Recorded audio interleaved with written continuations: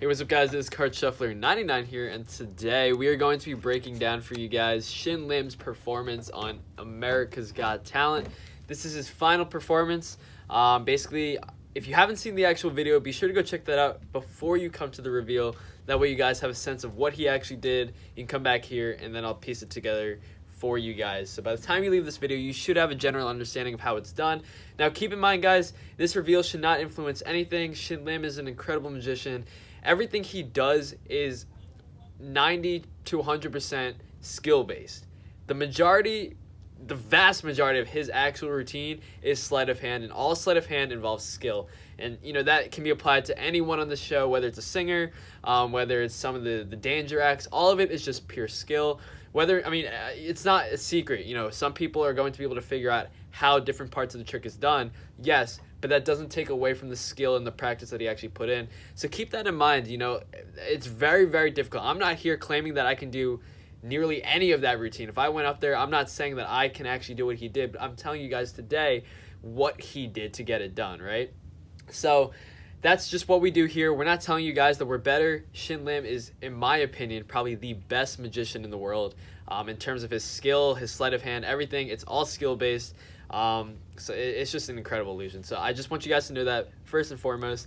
But secondly, just getting into the giveaway, we do have a giveaway this month. Actually, we do giveaways every single month. For this month, we'll be giving away 10 decks of cards of your choice. If you do win, you will get to pick. You can actually pick Shin Lim's deck. He has the Regalia deck, so you can pick that if you wanted to. And then we're also going to be giving away 5 $10 Amazon gift cards. So that's $50 of Amazon gift cards. If you guys want to enter, like the video, subscribe to the channel, comment what you guys like about the video down in the comment section below, and make sure you guys turn on your post notifications. Now, we are nearing in on 140,000 subscribers, so thank you guys so much for subscribing and supporting the channel. We really do appreciate it. And one final note, we do want to thank Amazon. Thanks to Amazon, we have our very own link down in the description, amazon.com/shop/cardshuffler99. Basically, you guys can go on to that link, purchase anything you want from Amazon. We do have a list of product recommendations from our favorite decks, to some really good deals for playing cards, anything like that you guys can find on that page. But really, you guys can buy whatever you want. But that is that. And anyway, guys, let's get straight into this. Once again, be sure to watch the performance before you come here, and we'll break this down for you guys. Now, basically what he's going to start out on the piano. He's going to do a little bit of sleight of hand. He's going to talk a little bit about his past, which I think honestly is quite smart. You know, going into the final performance, you talk a little bit about your past, you set the stage a little bit for your actual routine. And then obviously he went back and he does this traditional close-up sleight of hand stage magic, right? So what he did was generally regarded as genius, right? I mean, you look at what he did and you say, look, I mean, he did something a little bit bigger, a little bit grander scale, something not just cards, right? He did some pretty cool magic for everyone to see, I guess you could say, and then eventually, obviously, he will resort back to his table, his cards, basically his forte, what he does best, right? So the first thing he's going to do is he's going to show what appears to be a deck of cards. Now, this is not a deck of cards. What he's going to have is 4 cards. Now, these cards are going to be the 9s. Now, in this case, I don't have the 9s, but I'm just going to show you guys the 4 cards. Now, what you're going to do is he's going to have a gimmick. Now, this is actually a gimmick that he would have used in his last act as well to make something seem like a deck. Now, the best analogy I guess I could give you guys is imagine a deck, something like this, okay, except it's just hollowed in, right? Meaning it's just a shell per se. So imagine you just have this entire thing except none of this inside here was filled in. You basically just have the edges and the top. So it's just a shell, right? And in terms of having the shell, the insides would be cut in, meaning once you press down on the shell, obviously it disappears.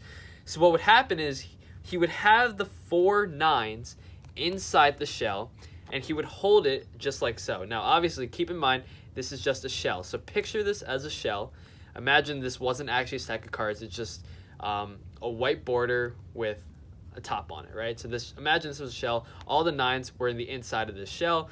All he has to do is then push down on the shell and basically make it seem like he's cutting down the deck. Now, that's exactly what he's doing. He did this in his last act as well.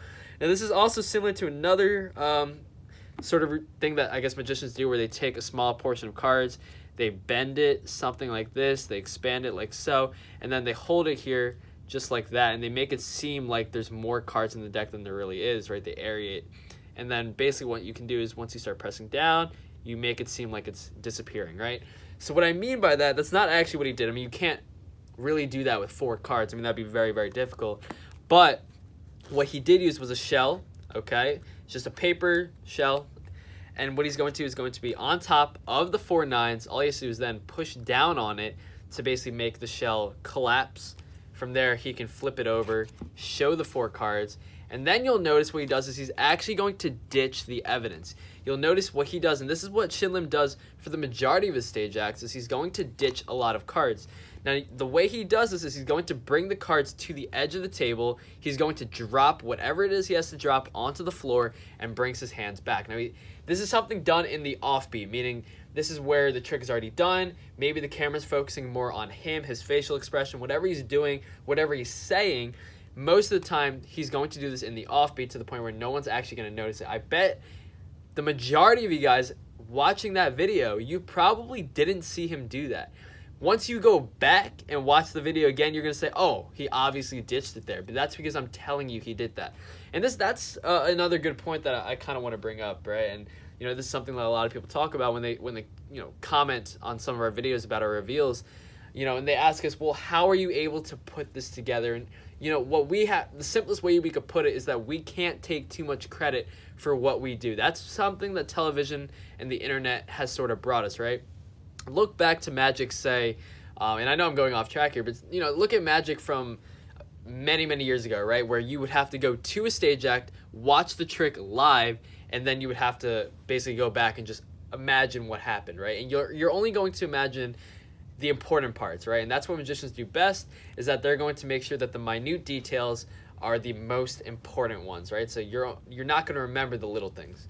Now, that's what Shin Lim is generally going to do, but what we're able to do now is obviously we're able to watch his trick back because it's recorded, and we're able to watch it back multiple times until we can figure it out, right? Like I said, the majority of you guys probably didn't see him ditching the cards, but once you go back, you're going to see it, and that basically helps you figure it out. Now, from there, the majority of his trick is very, very similar to what he does. Now, he's going to have Tyra select a card. Now, this is where it's sort of up to speculation whether or not he actually has enough nines for any situation that he would pick. Now, obviously, she did have a free selection. Now, what you will notice is that she selected the 9 of hearts, and what he's going to do is he's going to try to influence the 9 of hearts. Now, this is one way he could do it. The simplest way is he put the 9 of hearts on top, right? So the 9 of hearts is clearly visible there, and typically when people, especially, and I'm not saying this to be, to offend anyone, I'm not doing that, but I'm just saying a lot of times Tyra or Heidi or any of these judges, Mel B, will actually pick the hearts suit, right? They're going to pick the 9 of hearts, they're going to pick the Queen of hearts, Ace of hearts. Those are very common cards, right, to select. Now, obviously, she could have picked any 9, right? So, I mean, that's generally just up to her what card.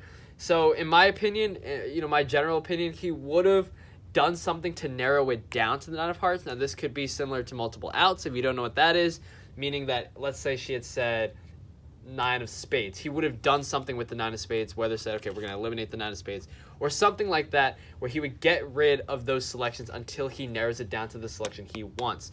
That's called multiple outs, meaning he has a different solution for everything, as well as magician's choice, meaning he's going to narrow it down to exactly what he wants.